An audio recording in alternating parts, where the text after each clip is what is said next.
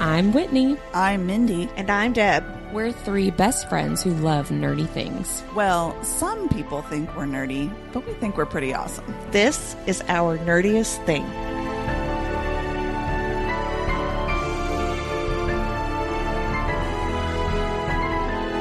Hello, fellow nerds, and welcome to Our Nerdiest Thing. Today, we are continuing our discussion of Gold by Raven Kennedy. We are talking about chapters 27 through 37. Before we get into it, Deb, will you please share our nerdiest cocktail? Of course. Tonight's drink is named I Don't Dislike It.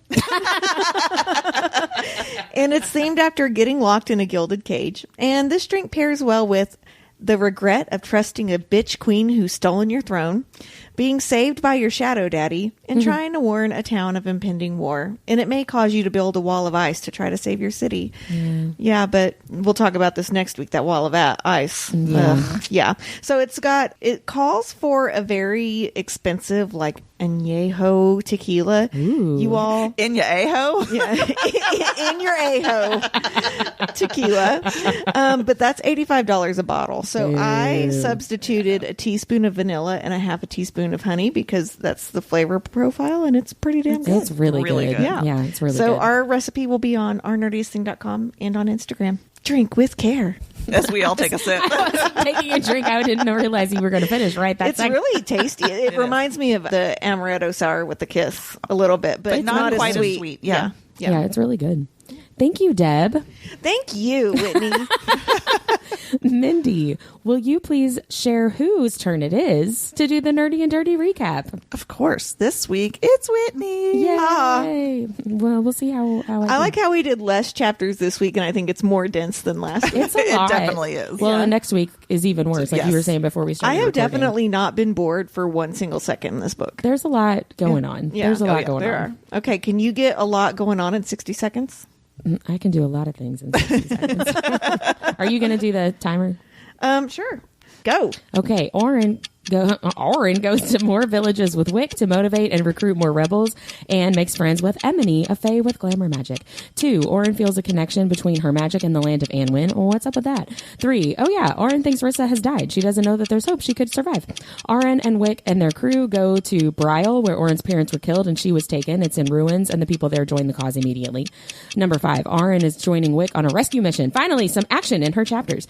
Then Melina and Dominic make it to the Highbell, but not before getting attacked by a Fae scout. They find Queen Kayla taking over as Midas's fiance, and they find out he died. Next, Melina tells Kayla and the crowd about the Fae in Seventh Kingdom. No one believes her and thinks she's crazy. Kayla locks her in the gilded cage.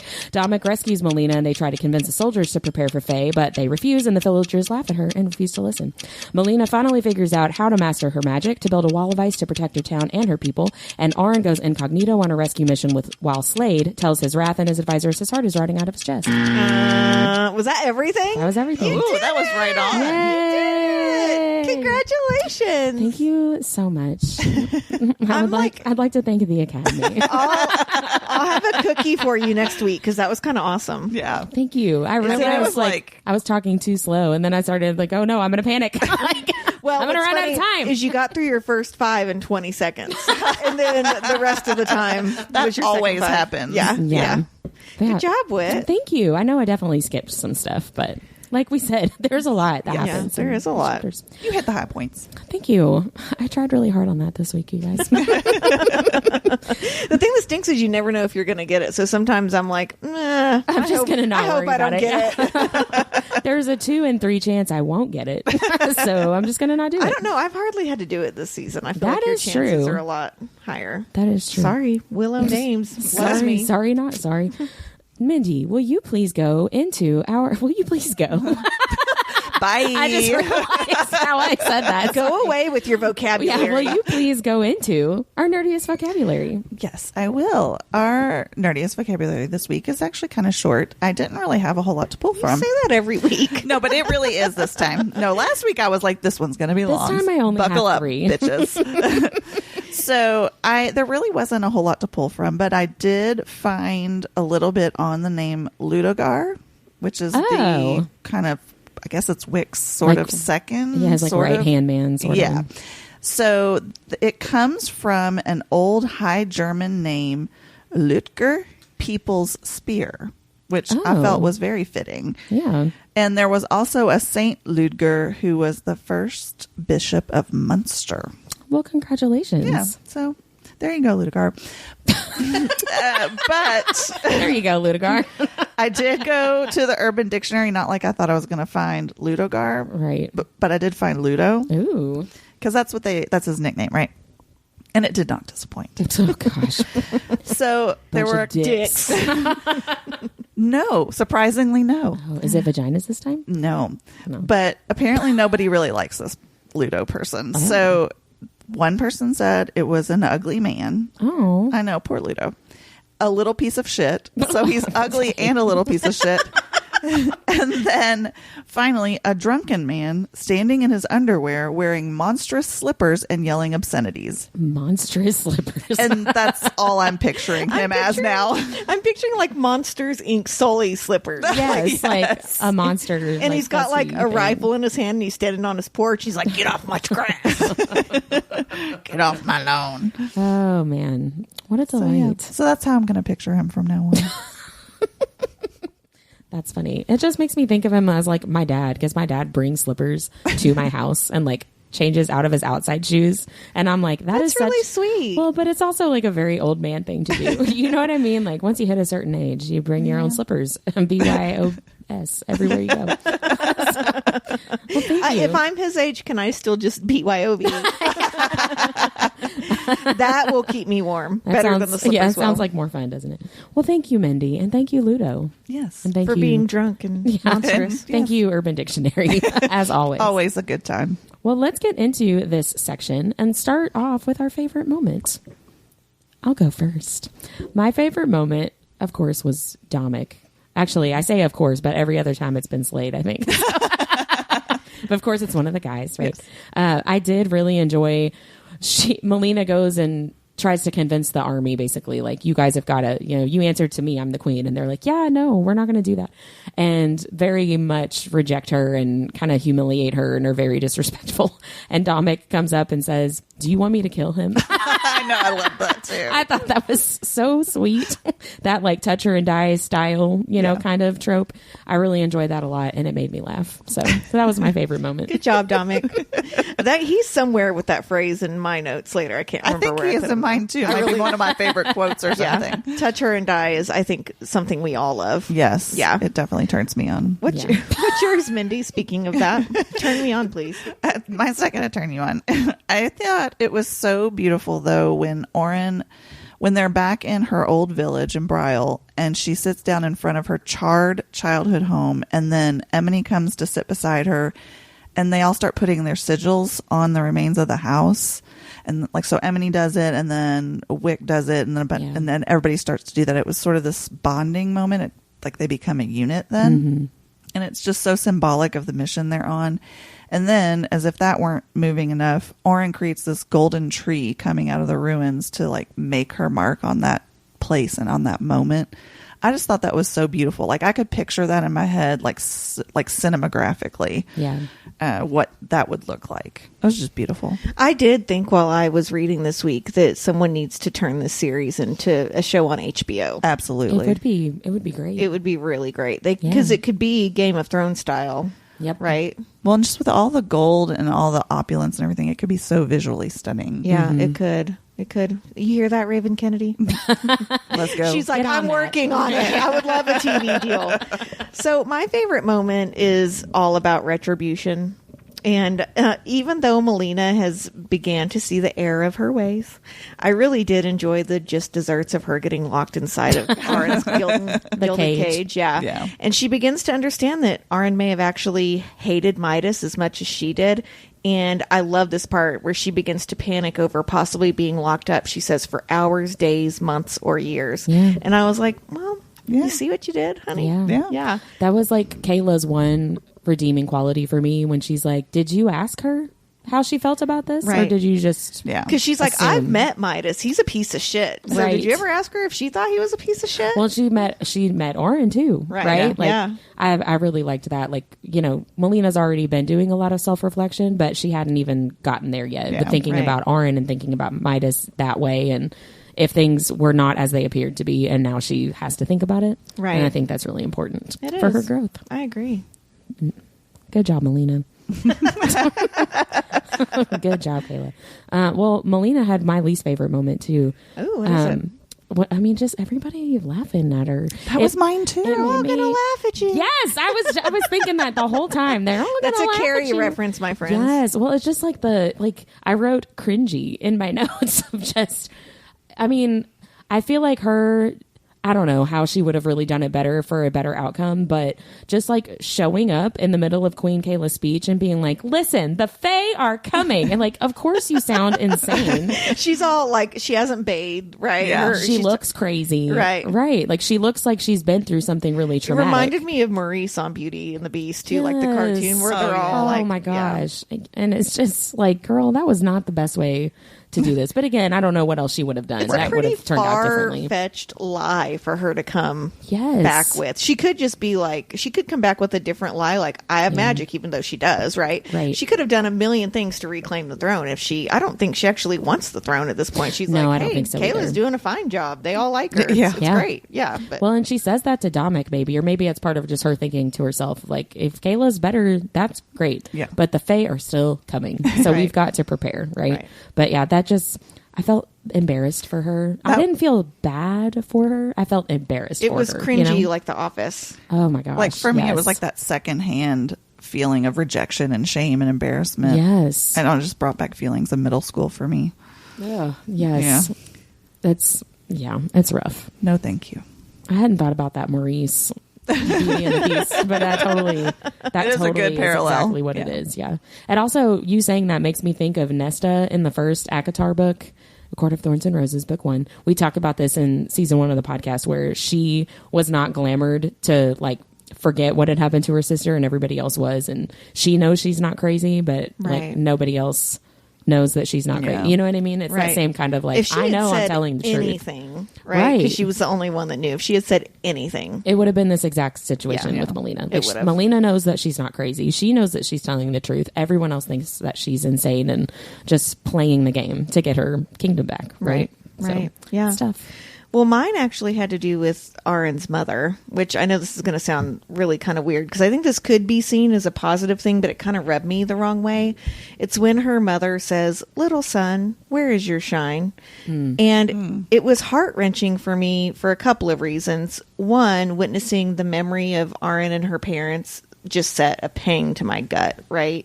But the bigger reason I disliked it is because I feel like Auren was pressured to be more and carry a greater weight from a very young age, but never equipped to learn how to use her powers. Like her parents knew she was different, right? They knew something was going to happen, but no one ever told her and equipped her for what the real world was going to be like. And her mother even says to her, "You have your own light, little son. You must carry it with you when it grows dark." And that's a lot of pressure. Yeah. For Yeah. like, what was she, like 7 or something? I don't even think she was that. I think she was Yeah. like 5. Yeah. I mean, and I think, some people could say she's speaking metaphorically, but I felt like this was a lot of like foreshadowing from her mom. Like her mom knew she was going to have a bigger destiny Yeah. than. Oh, even if her mom was speaking metaphorically, though, she was 5. And even if she was 7, she's 7. Like, kids don't understand that. She would have taken it literally. Right. And then that's where the pressure would come Well, from. and I didn't like you smile. You're so much prettier when you smile. That's where I was going with it. Like Yeah. it has that definite feel of you Yeah. should smile more. no You little should- boy has ever been told, like, you have to carry your light. Yeah. Don't and let it it's- get dark. It's the same kind of pressure that the rebels are putting on her too, right? Like, you're the gilded little girl. Like, look at you. Of course you symbolize this. Of course you're going to join our cause. Of course you can motivate all these people. It's the exact same thing, right? Yeah. Like, you are our son. He says that to her. I think Wick says that to her. You are our son, like, be the dawn of our, liberation or whatever it is. And I'm just like, chill with your pressure on Yeah. her. you Yeah. know? But yeah. What about biggest revelation? I have one silly one and one like more serious one. Go for it. Should I go first? Yes. Okay, so here's my silly one. I did not realize that Rick. Hey, Rick. I did not realize that Wick has Rune Dannon hair. It's like long on one side and like short. But I picture did not him know as that. looking redneck, whereas Rune Dannon looks hot. Yeah, I just was like, definitely oh. don't picture Wick as looking punk rock. or I know, anything. but that's how she described his hair, and I was like, "Oh, okay." Because this is several chapters into meeting Wick, and we all know I go for vibes and not really the description of the character. But I was like, "Oh, okay, that was weird." But then my more serious one, Auren says that I think she's talking to Emily, and she's talking about Slade. She says basically like, "Yeah, he's a bad guy, but he has a heart of gold just for me," and I think that's foreshadowing. Because we know that he's got heart rot, right? And we've talked before the last couple of weeks about if Auren was there to give her some gold, the way that his rot is stuck in her, would her gold help save him?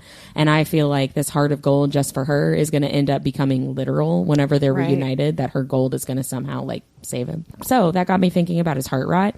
And I was wondering how much of that is based on like a real thing, but really literally like, can your body rot? And so that's what I started off with, and that is not where I ended up. So, on Googling, so first of all, finally, I mentioned this in the recap, Slade finally tells people other than Riot that his heart is rotting. He tells his advisors, he tells the RAF, like, so here's what's going on. And they're all like, why would you not tell us this sooner? And it made me laugh when he was like, it's not ideal. That's the biggest understatement ever. But so it got me curious about it. So I started looking into it, and I found there is an actual disease for trees called heart rot. Oh. Which I thought was interesting. That is interesting since he has like roots and all that. Yeah. So basically, for trees, heart rot is a fungal disease. And it enters inside the tree through like wounds, openings in the bark, and it infects the inner part of the tree, which is called the heartwood. Which his rot is doing to his body. So I thought that was an interesting parallel. Don't rot his wood. I know. Don't do it. Unclear if it's affecting his wood or not at this point. So heart rot for trees makes the tree unstable and weak and makes it more prone to more damage. So connecting that with Slade, his heart literally is rotting from the inside out, and he is completely unstable as a result, right? It's not just Auren not being there, it's this heart rot that's making him unstable. So this heart rot in real life being related to trees made me think of what you mentioned, Bindi, the gilded tree that Auren leaves in Brial. So I did some research about basically gilded trees or golden trees, and I found a couple of things that I just thought were interesting parallels. There is a Jewish folktale from India about a golden tree where a king and a queen both dream about a golden tree. They have like the same dream on the same night, and they've been separated. And the king is able to go into the dream and take a piece of the golden tree and like keep it with him in real life outside of the dream. And this golden tree essentially leads them back to each other after having been separated. So in the story, the golden tree is representing unconditional love and also the physical and spiritual worlds being combined. You know, him being able to walk into the dream and take a piece out of it with him into the physical world. So there's a connection there, I think, to Slade. Number one, him dreaming of Auren. When he finally gets that sleep, he ends up sleeping for 3 days. He has a dream of Auren, which at first I thought was going to be dream walking. I did too. And then it doesn't seem like she's a part of that at all, which made me really kind of bummed out. But a physical, spiritual, weird connection thing is happening. JLA made sure we still got dick when Cass and Poppy were, you know, not with each other because they dream screwed. Yeah, Raven great. Kennedy was not on that. She was not on that. I mean, train. we don't want all our fantasy authors to be the same. Well, sure. But, you know, but Slade's butt. Where is your penis? So we've got this connection, this dream connection, which is kind of this weird physical, spiritual thing kind of conflating together. And then I found an actual organization in British Columbia that is actually called the Golden Tree. They use a golden tree as their symbol, funnily enough. And on their website, they say that their golden tree is a powerful metaphor for abundance, growth, and rebirth, and for the cyclical nature of life. It is nourishing, enduring, and inspiring. It anchors ground to sky and represents the connection between earth and heaven. As such, it is a globally revered symbol of earthly sustenance and personal transformation. And isn't that exactly what Auren is trying to convey with her golden tree and bridle, right? Especially the rebirth, the hope for rebirth after being completely destroyed, and transformation, right? And I also really like that connection between earth and heaven, which I think is the same kind of physical, spiritual conflation that we see with Slade's dream about her. And also whatever Auren at one point in these chapters mentions that she feels that connection between her magic and the land of Anwen, and it's like the land itself is thirsty for her gold. And I'm like, what does that mean? There's this weird like magic physical world connection happening that is kind of only being hinted at, and I hope gets really like fully fleshed out. And I just thought that those were two interesting, you know, these trees, this idea of heart rot in a tree and the golden tree. Like there's something happening there with the land and the magic and the dreaming. I'm interested to see where it goes. Hopefully it goes somewhere. If it doesn't, that's still a really cool parallel. Yeah. So One thing I will say about Slade too, I was thinking about this as I was reading, because he's talking about how his heart is starting to show through his stretched skin because it's so swollen. And it started making me think about how enlarged hearts can lead to congestive heart failure in real life, right? So some of the symptoms are breathlessness, which he has constantly, right? Feeling tired most of the time and finding exercise exhausting, feeling lightheaded or fainting. And so, I mean, obviously the biggest risk of congestive heart disease is sudden death, which is terrifying. Like, is he, I feel like he's about to die, and we're not going to know for 8 months. I can't remember whenever the next book comes out. I think the next book actually comes out in June. So we're not going to know for, 4 months if he's dead, which, I mean, she won't kill him off. That would really bother people, but that doesn't mean he's not dead for a minute. You'll never see me give a 1-star review faster. That Slade dies. That's true. I should know there should at least be some sort of HEA in this, because if not, you would have canned it. You'd have been like, I'm never reading something Deborah recommends again.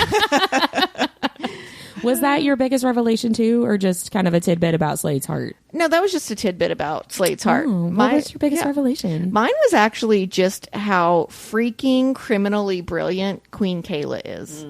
So she's ensured that Midas told everyone that they were betrothed because she knew he was fucked. She knew he was going to get off somewhere. But then she's also discreetly acting as if she could be pregnant so that she can take the Saddles baby, Miss Baby, and keep it as hers and Midas's heir, so she can take over the kingdom, right?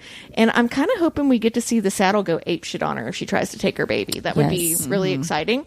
On top of that, Kayla also manipulates Melina. We talked about this a little bit already, into seeing that she helped keep Auren caged, which leads down to my favorite scene, which is when Kayla and Melina are discussing Auren's imprisonment. It was just this very eye-opening moment. I think for, honestly, like anyone, like if you're thinking about someone being in a bad situation and you're like, they seem okay, they seem fine, but then we don't ever ask if someone's okay. Right? I mean, this is a much more extreme situation, but one thing I've said to you all both is when I was severely depressed after Harper was born, there weren't very many people that asked me if I was okay. They just thought I was being a bitch. I was. But it was because I was sad. You know what I mean?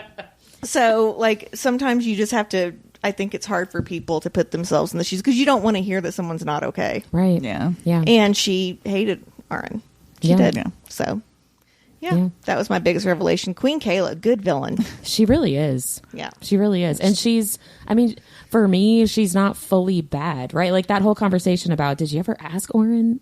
Did you ever talk to her about this? Like, that's something that I feel like a good person would say. You know what I mean? Like showing concern for other people. It was manipulation, though. Well, I know that's what I was going to say. I feel like everything she does has this air of manipulation underneath of it. You can't trust anything that she says, but she doesn't always come across as just like purely bad. Like Midas is just purely bad, in my opinion. You know, I see her as very, very, very selfish. Like she just doesn't think about anybody but herself, even though she's acting like she does. Does she? I know she doesn't know what's happening with her brother, But I wonder if that is even a possibility in her head at all. Like if she's concerned that since she made her brother so involved with this thing and she knows that Slade is like mad, Right. she may not know everything that he's doing since I she's don't think not at there. this point she realizes that he's, But also, she's not going, where's my brother who's always with me? That's what Yeah. I'm saying. Like I Right. know she's not there in her kingdom to know that he got taken, but I wonder if she's even like thinking about it. Right. Like I hope my brother's okay because Slade's probably pretty pissed. Also, did you know no what I one mean? Yeah. like send her a pigeon that says someone kidnapped your brother? I wonder that too. Yeah. Like, Or- or maybe Slade rotted all their pigeons. Or he rotted everybody and then All there was their- no one to tell all her. their hawks or whatever birds. Or, Whatever bird of prey delivers letters in this they're- series. Hers is the beach kingdom too, so maybe they have like dolphins that can, like, swim up and down the coast or something. I don't know. Mindy, you didn't share your revelation yet. No, I had one that was mine and one that was Queen Melina's, which we've already talked about. Queen Kayla locks her in the cage and she starts to rethink how she feels about Auren because things are put into perspective. I thought that was a really cool revelation for a character. Yeah. But for me, it was just a little revelation. And really, it's more of like another one of those, oh, yeah, I forgot about that. I had forgotten that Slade and Auren can see each other's auras and that's actually a rare occurrence, like within the Fae. So there's definitely some significance to that. So I'm glad it got brought up again because I totally would have forgotten that. Yeah, I don't think I realized she could see his. I remembered that he talked early on about seeing hers with the red raids, like on that ship or whatever. But I don't think I realized that she could see his too. Which Yeah. to me, I'm just like, mates, I you're know. mates. Like Yeah. clearly that's where we're going, Whitney's right? favorite I trope. mean, fated surely. mates. I mean, can't it's imagine. Fae, so Yeah, I they've can't got to imagine be. it's not. They've got to be Fae Yeah. mates, but Right. I mean, we're more than halfway through book 5 of the series, and that has not been declared. Right. So I don't know. Maybe Raven Kennedy's Fae don't. Queen of the Do slow that? burn. I mean, I guess. What was your all's favorite spicy scene, or did you just do scene? I just did scene. Pretty much just have blue lady at this point. Like, come on, somebody needs to get That's it a on. callback to season 1 for sure. Well, what did you Blue say was lady. your favorite scene? There really wasn't one, but I did like when they were riding on the horse That was together, mine. and Melina thinks those dirty thoughts, and then he Yes. says we should do a lot of riding. Yeah, she's like, oh, my butt's up against his pants. I love that. My shoulder blades are touching his chest. Like, Like, to me, that was super, Reminds me super of sexy. Amish Paradise by Coolio. You just see the leg.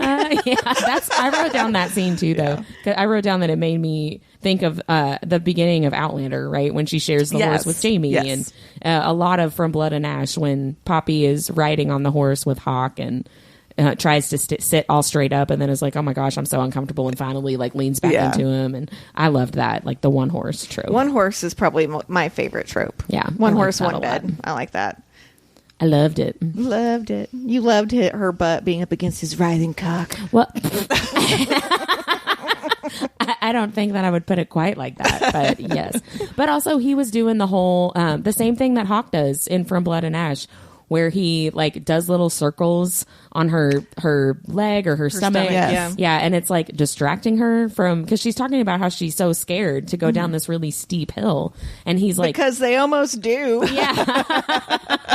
And he's distracting her, but it's also like turning her on. And she's so starved for affection and any kind of like sensual touch at all that just like touching her stomach over her clothes is like, oh. I envision that's what you sound like. Oh.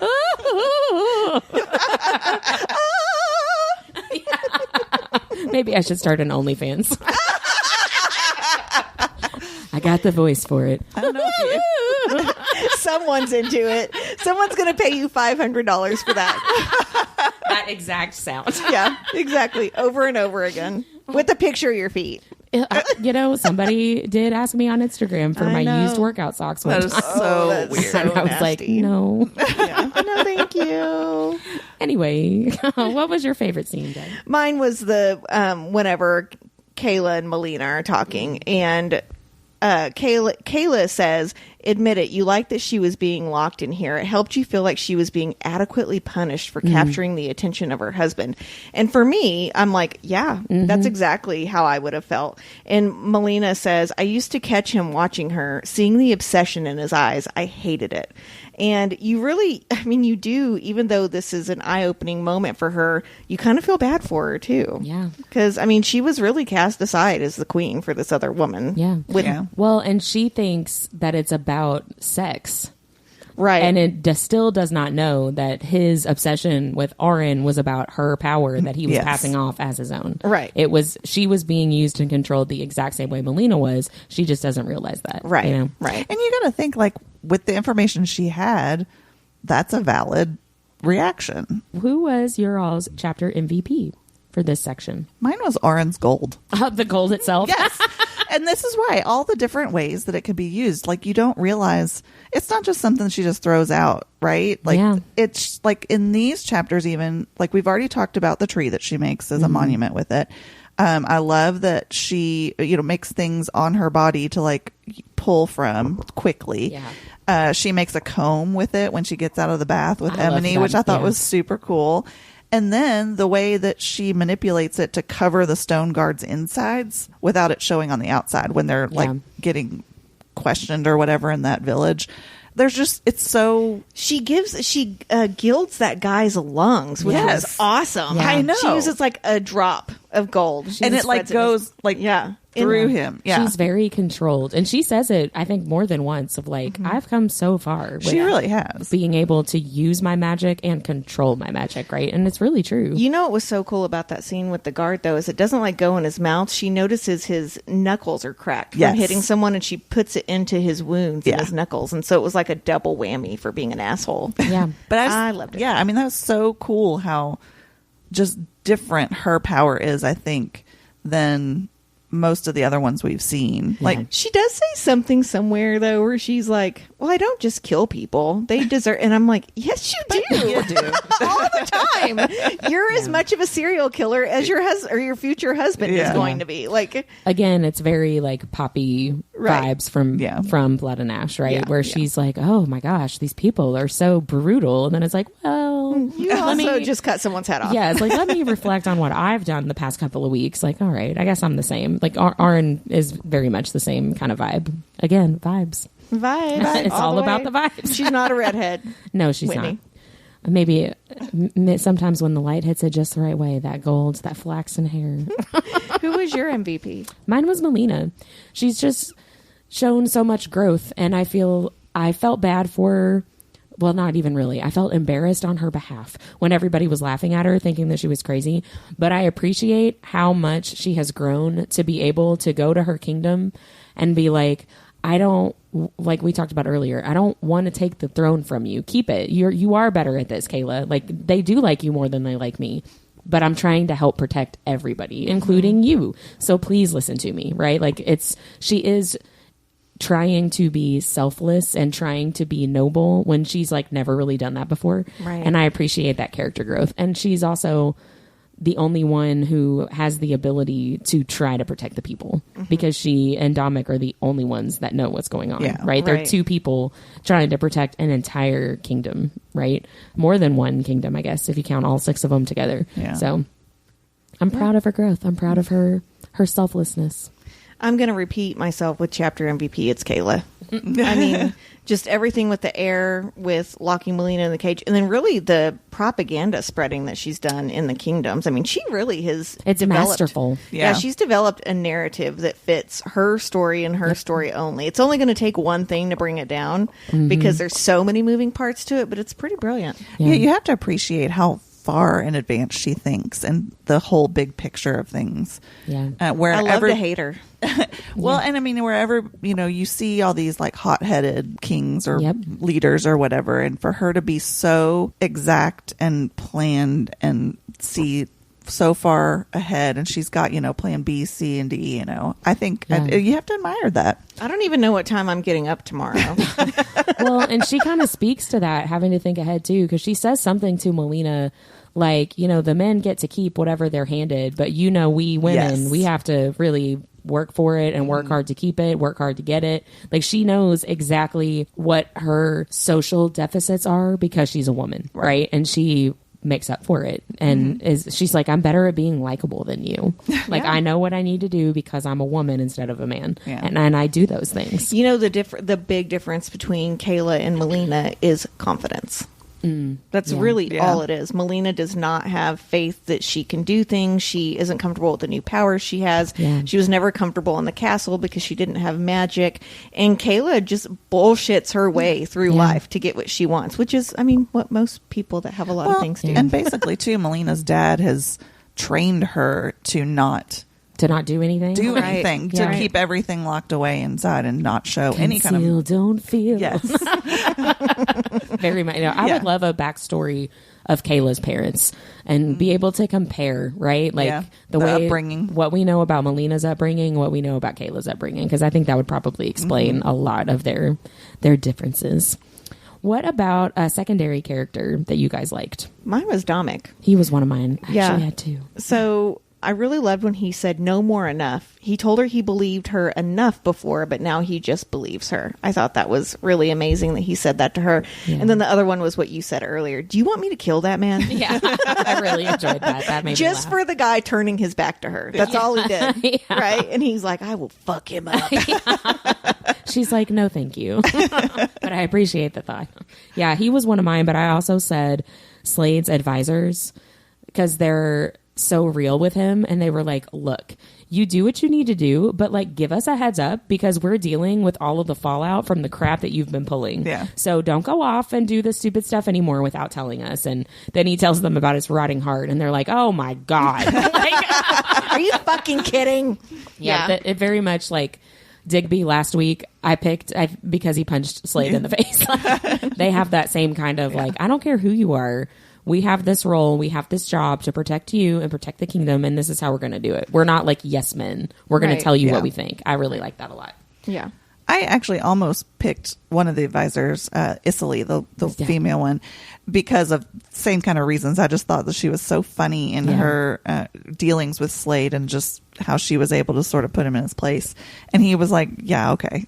He just takes it. I love that. But ultimately I went with Emily because I love that this is the first real girlfriend that Auren has had in all these books that was just easy to get along with and genuine. Like, she didn't have to overcome any history or anything. I know her and Rissa ended up being okay, but that was based on a shared trauma, and they had to totally work to get there. This is just free and relaxed.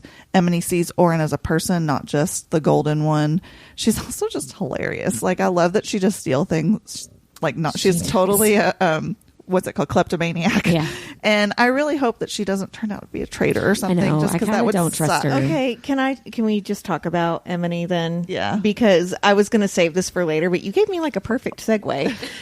I'm continuing to grow more and more suspicious of all of the Volmans true in-game, but especially Wick and Emily. I feel that and we know this to some extent, they're using Auren and spending way too much time trying to mold her into the shape that they need for the revolution. But I have noticed that they are constantly doing favors for her and offering her food and drink. If you go back and look, it is all the time. And we know from, if you've listened to previous episodes of the podcast, I've talked about how owing a favor to the Fae can be highly dangerous. And even though Auren is part Fae, I feel that Wick and I wrote Emery in my notes, but it's Emily. Yes. I keep wanting to say Emery. Emily are using her human, like, quote unquote weaknesses against her. I really do. So let's talk a little bit about fairy food and wine, both of which she ingests in this part of the book, without a trade or gift and reciprocation, which is important, and I'll tell you why in just a second. In most Fae lore, eating or drinking within the land of the Fae is a surefire way to ensure that a human cannot return home. The reason for this is one of two things will happen. The food will bind the human to the Fae lands, Or more commonly, eating Fae food causes the person to never hunger again for human food. So when they go home, they starve to death because they can't stomach human food at that point. So we've already seen Auren describe the Fae wine as smoked vanilla that goes down with decadent warmth, and the food being doused with creamy butter and the berries that are sugared. And they're like in the middle of nowhere, and she's getting this type of food. And we've already seen Fae do this to Melina in the last book. Yeah, So, that's true. But they're not Fae, are they? They're Oriens. The Volman? Yeah. A lot of them are Fae. Well, everyone that's offering her food is Fae, Okay. right? Like Emily and Wick and all I those guess so, people, yeah. okay?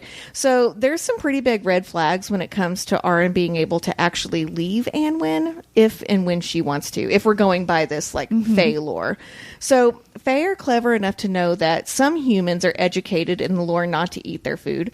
So at times the Fae may glamour themselves as humans. So if someone comes along to, say, like in a lemonade stand, like just, in the middle of the road, and is given free lemonade, it could just be Fae trying to entrap humans. So I don't really trust the damn kids on my street anymore after reading this.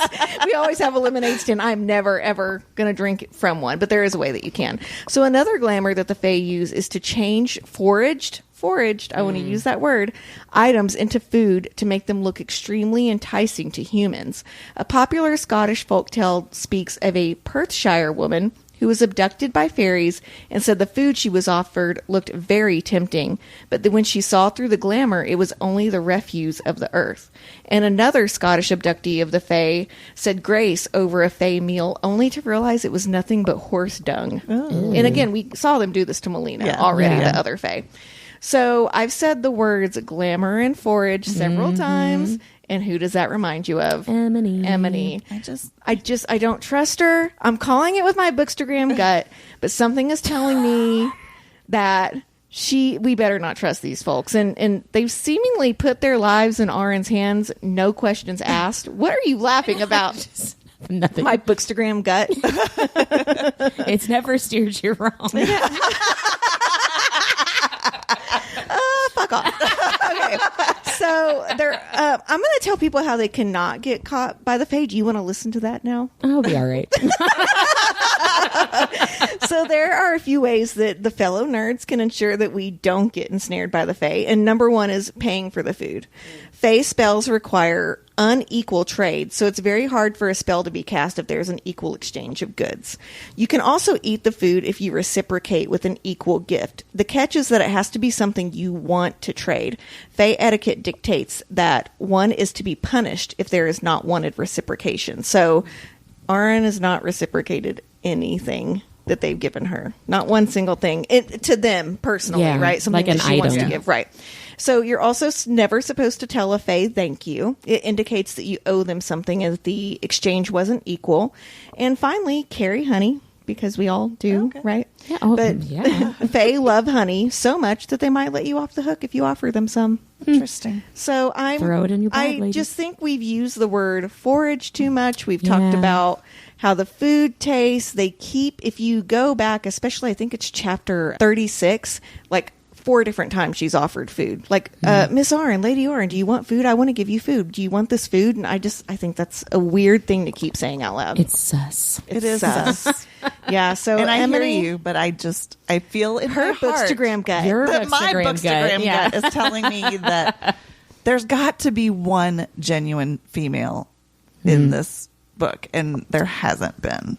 Yeah, that's true. And I'm hoping Melina's going to be that genuine female at some point. We have a whole nother book. I don't know. But We'll I don't find know. out. I feel about Emily the way you feel about Delano. Like, protect her at all costs. She is good. Just too puppy dog. Like, hey. Like, she just... Yeah, I mean, I can see that, but that's why I even said, like, I hope she doesn't turn out to be a traitor or something. But here's the thing: in real life, you trust a lot of people, and I trust no one. Oh, I don't trust hardly anybody. I feel like though you always give someone a chance to show their good side, and I look at them and I'm like, "Who's that bitch?" So we'll see. Yeah. We'll have to make some sort of wager, and we'll post it. We'll post it on our Nerdiest Thing channel. Okay. We'll find out when book 6 comes out. Yeah. Because that is the final book, isn't it? Yeah, but we still have a section of this book. No, I know. I'm hoping it's, some things are resolved between now and then. Nothing is final until the last book is Yes. True. You know what I mean? It's true. It's like supernatural. No one's ever actually dead. Right. Yeah. Right. So what about your favorite quote? Mine actually is from Emily. And she says, "Oh, a dangerous male." I like those too. Yeah. I really enjoyed that. And I'm like, me too. And then my second one was, "I regret allowing my powerless life to mold me." And that was Melina. That really stuck with me. Yeah. What about you, Mindy? Mine was from Dominic. I love when he says, "Can't say I know much about duties to kingdoms, but I do know people, and your husband seems like a smarmy ass." That was one of mine too. Yeah, I had one silly one, and there was that one. Yeah, that I liked him. He's funny. He's Dominic hilarious. Makes me laugh. But then my serious one is Melina. Just, I guess, a representation of her growth or growing. "I would normally fight against that sort of silent subterfuge, but there are much more important factors at play than my pride taking a hit." Where, like, normally she would only pay attention to her pride taking a hit, right? Yeah. What about, and we've talked about this some, but what about questions? There was something I noticed. Have you noticed that they have said that Wick has small scars on his forehead? And No. I'm wondering if they're like the little horns like Slade's. So are they related in some way? Are we going to find out Wick isn't really who he's saying he is? I didn't notice that at all. Yeah, I'll I go back and find it and I'll send it to 100% you. am suspect of But Wick. Something's up with Again, him, like, yeah. why would Raven Kennedy even put that in Yeah. there? Yeah. It was a That's- very specific detail. Those are always significant, right? Like, Yeah. Another thing I have a question about is there's a quote that says, "First Nanette accused me of not listening, and now Wick's accusing me of not seeing." So I thought, well, what is she not hearing? Like, what is she missing out with from her other senses that Yeah. she's That's a not good point. paying attention to? Yeah, what did Annette want her to Right. hear? Right. Yeah. Yeah, that's a good So- point. Well, and when she first lands, it's so sense driven. So Right, that's true. You're right. That makes so much sense that would come up again. Right. And then my final one was they talk about the capital, Lydia, smelling worse than the rest of the land. And they say that maybe it's the proximity to the bridge. So I'm wondering if that odor is still there, if it's fixed, or what that odor is about. Like, is it actually rotting bodies? And we don't know that yet. I want to know what Well, that is. I think they're saying, and we're not there, so in Lydia, so we don't actually know. But I think the people think that it's the bridge. Right. Yeah. So now that it's fixed, did the odor go away? Yeah, that was one of my questions. Like, why exactly is that land Like, around? what's going Why is on? it rotting away? What is, what's the connection I think to that even they to would the say bridge? It's the Orions that have come across are probably maybe. rotting the land, is I'm assuming what they would say in their little prejudiced racist ways. Yeah. Did you guys notice Lou and Hybel in the crowd? Yes. Yeah. I'm like, so what's up with that? Where she, Right. like, obviously that was Lou, and then it was like, oh, bye. Right. Okay, so I guess she'll come back in at some point. And then I think it's interesting, if Slade is not able to open another rip, Melina is going to end up being the reason that they are able to reunite if they have to use the bridge. Right. Because she Oh, yeah. opened the bridge. And I just think that's an interesting, we've talked a lot about how Melina and Auren, like, kind of hate each other. So that's just interesting if Melina ends up being, like, The reason that they savior. reunite. yes, the like Auren's savior, basically your Slade's savior. Yeah. Maybe that's an interesting twist. And then I thought, talking about really specific details, Deb, Emily mentions that she has a sister who became a noblewoman, and I thought that was a really specific detail. And I'm like, okay, well, who's your sister then? And Oh, Melina? Emily's sister. Oh, Emily. Emily. Oh, that's right. Yeah. She has a sister, but she doesn't talk to her anymore because she's a noblewoman. Yeah. And I'm like, okay, well, then who was that? And when is she going to show up? Is Because she surely like she the will. queen? Is she the carrot Right. queen? Yeah, Like, I'm who like, is that? surely to goodness, we're not just going to get that random tidbit for no reason at Yeah. all, right? And then last but not least, when Auren was going in the fairy ring to go on her mission or whatever, she says that she had basically like a bad feeling of like, oh my gosh, get me out of here. And I wondered, is that just how fairy ring magic feels? Is it some kind of like PTSD of, oh no, am I going to be trapped? Am I going to be confined in this like weird magic space? Right. Or is it like foreshadowing of something bad? You know what I mean? Yeah, the fairy ring messed with me a little bit. I'm Yeah. like, what's going on? It's weird. Well, It's weird.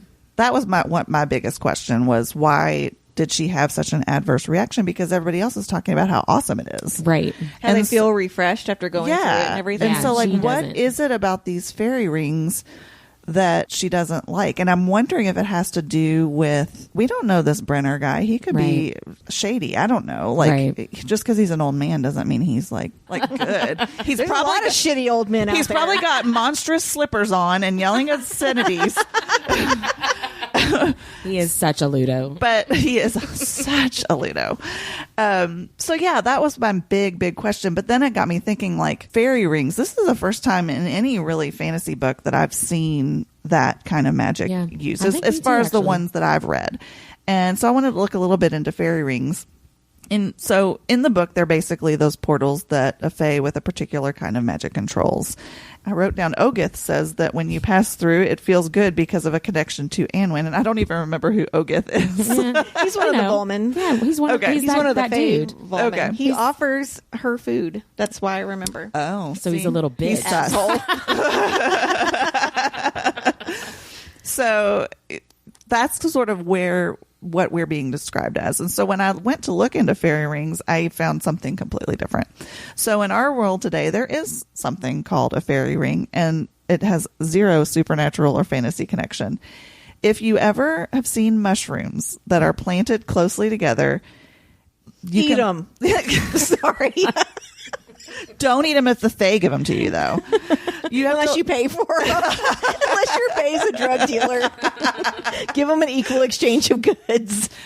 Side note, the hockey all-star game. I was just about to bring this up. The hockey all-star game was this past weekend, and Michael Bublé was one of the celebrity coaches, and he shows up to their draft thing, and he literally admits he's on mushrooms. Yeah. He said, my friend said this was a microdose, and I think he was lying.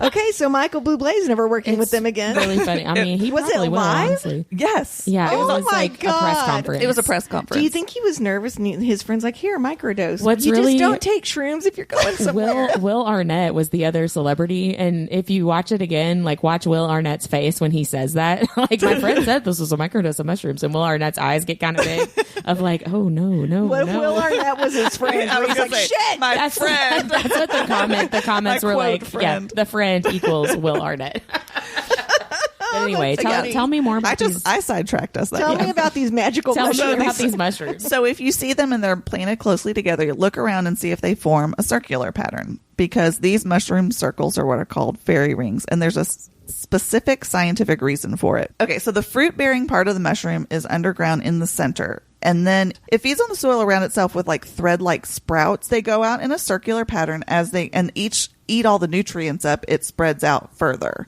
So it becomes a bigger and bigger circle. It has to consume that so that it can grow, and it becomes ready to sprout fruit again, which is the mushrooms. So it's basically, when I'm picturing it, it reminds me of when you draw an eyeball and all the capillaries or whatever. That's what I feel like it looks like under there. There's a little Ew. mushroom in the middle.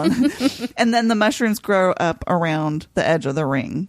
So that's what an actual fairy ring is. So Real life. yeah, now that I've ruined the magic of the fairy ring for you, I will bring it back to folklore and some more fun fairy ring purposes. There is some lore around them being portals, but I never saw it specifically stated where or who originated that. It was just sort of generically thrown out. They could be portals. So there wasn't any specific lore that goes with that. In English and Celtic lore, they tell many stories of fairy rings. They also call them fairy circles, elf rings, or pixie rings, and they're most often places where elves or fairies dance. And many legends warn humans not to interact with the rings or they'll be punished. So, yeah. Punished in a sexy way. Like a spanking? I don't know. Oh no, Mr. Faye, I danced in your circle. I better not bend over right here. Better not gather this mushroom.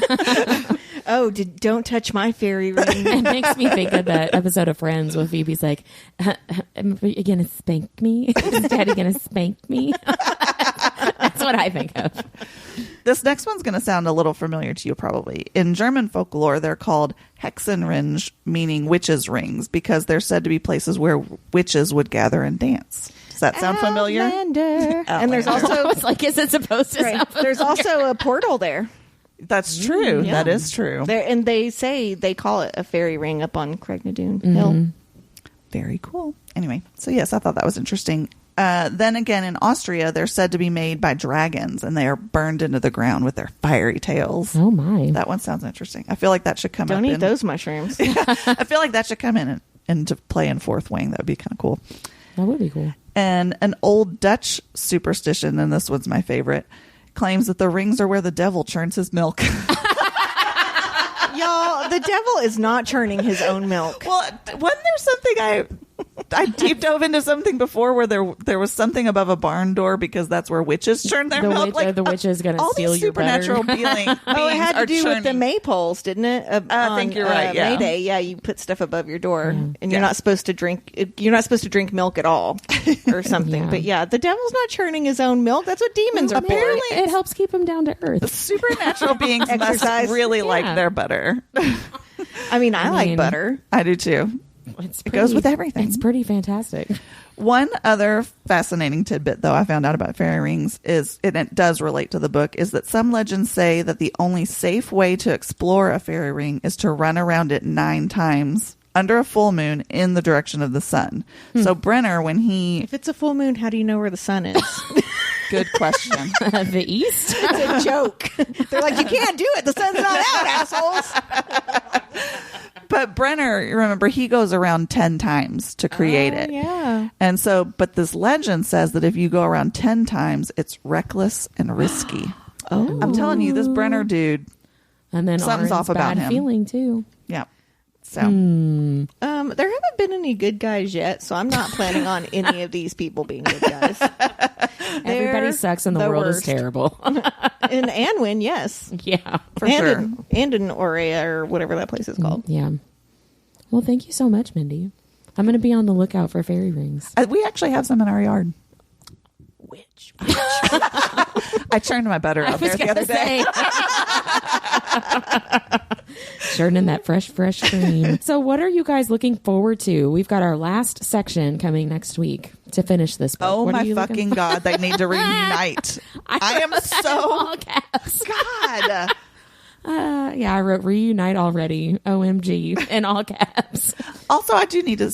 I'm concerned about Slade, and I really want to see how they resolve that whole heart rotting issue. Yeah, I hope that Rissa, it's not just she's still hanging on by a thread until the end of this book. You know what I something mean? needs to happen. Either Yes, if she's gonna die, let's have her die before the end of this book, so we Yeah. can have that like emotional impact. And if she's gonna not die, let's have her be saved before Right. the end of this book. You know what I mean? Right. Absolutely. That's how I feel about that. But I am looking forward to this not revenge rescue mission.